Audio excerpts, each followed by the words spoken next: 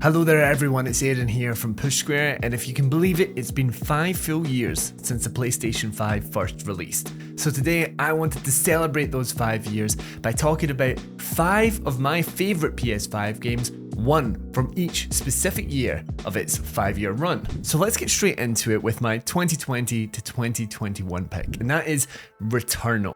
There's a lot of games that I could have went for here. There was a lot of very impressive releases from Ratchet & Clank Rift Apart to Demon's Souls, but Returnal has remained to be one of the most impressive games and one of the best or most unique PlayStation exclusives that Sony has released this generation. Now, there's a few reasons that I love it. For one, it's developed by Housemarque, and they developed Resogun and Matterfall. I'm a huge Resogun fan, so there was always that aspect there, but I think that Returnal is so far beyond anything that the team has done.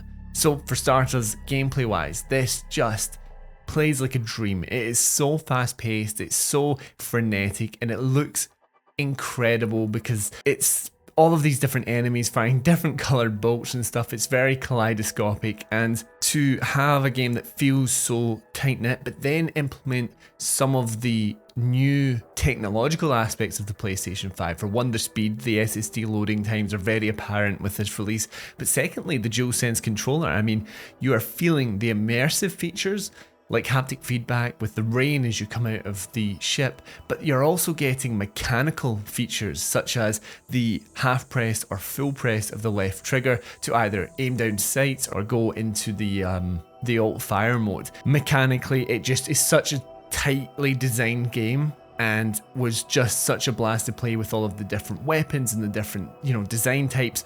But then as a roguelike game, you have that tension that builds as you continue on. And when I played this game, it didn't have the save feature like it eventually had added to the game. So if I left or I died, then that was it. There was no stops, there was no breaks. And for me personally, I really enjoyed that dynamic when playing through the game. But what makes it even more special, I think, is that it has obviously all the gameplay stuff, but it's tied in with a very sort of esoteric narrative and a very atmospheric world.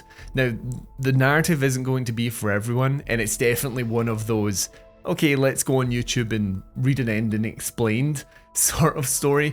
But the world itself, the planet of Atropos, is very H.R. Geiger inspired. It's very alien, which is part of why I liked it so much. But there's an intrigue there on top of the gameplay, and I think the melding of those two aspects make it the most unique game that PlayStation has published. I think they knew that this wasn't going to be for everyone, and I have to really respect that. I think that's such a cool thing to do, where you're not trying to just go for the box ticking mainstream safe game, and I think Returnal is all of that.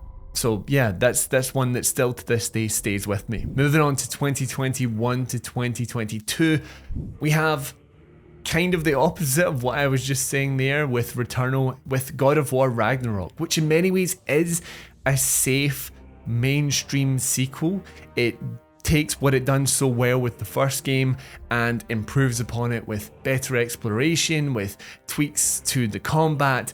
But for me, it's all about the narrative here. I think it's quite nice to see that Santa Monica could have done this over 3 but decided to do it in 2. And for that, Ragnarok feels so dense, it feels so packed, it's incredibly epic. But at the heart of it all, you have this very poignant an emotional story between a father and a son with Kratos and Atreus. I latched onto that. I have a soft spot, I think, for stories regarding, fathers and sons or mothers and daughters or whatever, but there's also the lore aspects of this as well, weaving in this character-centric story with a very expansive lore set with the Norse mythology, and I became very interested in the Norse mythology outside of the game itself. I researched it on my own, I was reading into it, and I think that fed into my enjoyment of the game as well, because I then was searching every nook and cranny of the game, finding little details or little Easter eggs to certain things within the mythology. And it's one of the few games that one of the only games actually, that I basically from start to finish, just straight through, got the platinum. It's very rare that I do that, but I just couldn't put down Ragnarok. I think it has such a satisfying payoff, some of the best music on the PlayStation, any PlayStation 5 release. Yeah, for anyone that's looking for a big, epic, emotional story, God of War and God of War Ragnarok are a perfect duo in my eyes. Moving on to 2022 into 2023, this one was a bit of a surprise for me actually, and it's Alan Wake 2. Not a surprise in the sense that it's still with me. I reviewed the game, I gave it a 10 out of 10. I knew this was going to be my game of the year from the second I played it, but I'm not actually a huge Alan Wake 1 fan. I think it's good and I like what it's going for, but I don't think it's anything too crazy. When I was replaying it with the remaster, I actually kind of struggled with it. It felt very dated. What surprised me so much about Alan Wake 2 was just how much of a jump it was, where you could almost feel the pedigree and the experience that Remedy had crafted up over the last decade or so since the last game came out to then make Alan Wake 2. It's a game that knows exactly what it wants to be from a narrative perspective, from an aesthetic perspective, from an atmosphere perspective. Everything is so nailed down and so specific in a way that just you feel like you're being taken on this journey by masters of the trade. That's how I felt when I was playing this game. It is so perfectly balanced somehow, even though it has this non-linear campaign where you can play entirely as Alan Wake, then Saga Anderson, or you can go back and forth. I went back and forth and it just felt so perfectly paced, where you're switching between survival horror and psychological horror. I mean, it's just so cool. It's just very cool the way that it was balanced. It obviously looks incredible, especially with the Alan Wake stuff where, you know, environments are changing in the blink of an eye. I thought that was a really nice feature, and it is almost like a hard thing to specify what it was or what it is about Alan Wake that I find so special sometimes. It's almost just a feeling, and it feels to me like exactly the kind of game I love, exactly the kind of game or atmosphere that just, I don't know, it was almost like a niche. Like it really just hit the spot for me in a way that a lot of games haven't this generation. I mean, yeah, I get goosebumps almost thinking about it. It was just such a nice memory playing through this game. Let's move on to 2023 into 2024 though, and we have a multiplayer release and a bit of a surprise for almost everyone in the world, and that is Helldivers 2. Not a single person, I think, could have quite predicted how big this game was going to be.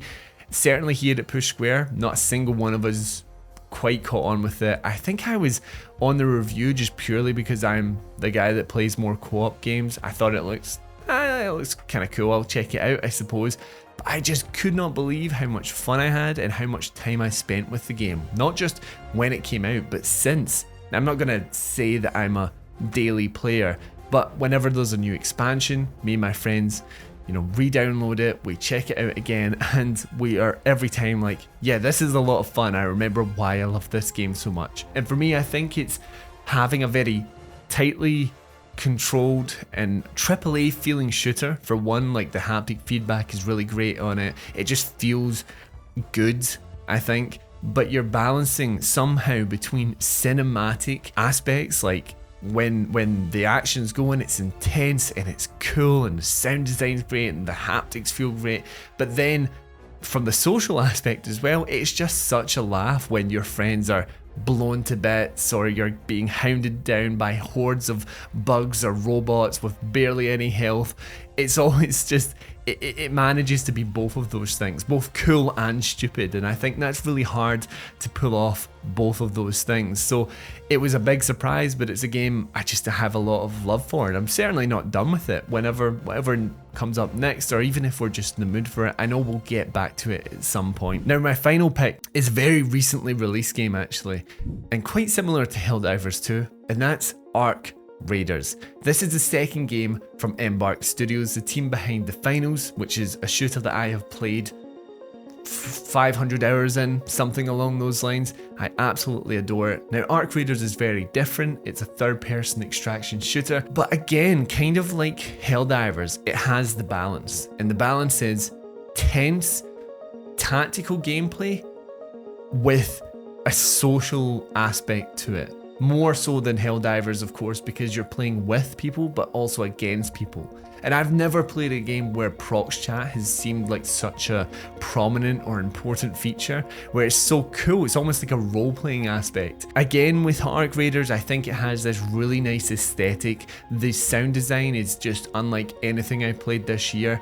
And I think to have it where it's not just a cool aspect of the game, it's like an in-world thing where you can hear the sounds and know what type of enemy or what's happening in the world just through sounds alone. It's incredibly immersive in that way. What differs for me with Helldivers or Arc Raiders is that Arc Raiders has a much better sense of emergent gameplay, almost in a way that it sometimes feels like a handcrafted single player experience. Obviously graphically it has all of those things, but yeah, just the way that you're maybe surviving by the skin of your teeth, you're trying to get by with barely any ammo, barely any health supplies, your bag is full with so much loot and you're desperate to get back. There's the risk reward aspect of any extraction shooter there as well. And just to top it off, why I like the game so much is probably because it feels like what I thought Factions 2 would be. I've mentioned this before on the channel, I made a whole video about it, but it still feels very prominent now. Across the tech test, server slam and full release, I think I've sank around 60 to 70 hours into this game.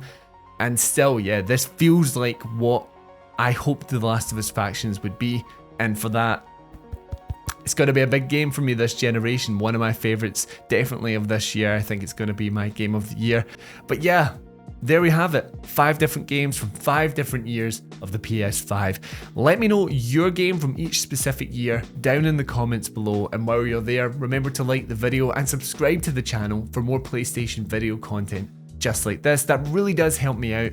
I've actually just crossed 165,000 subscribers, which is just incredible. I'm so grateful to you all.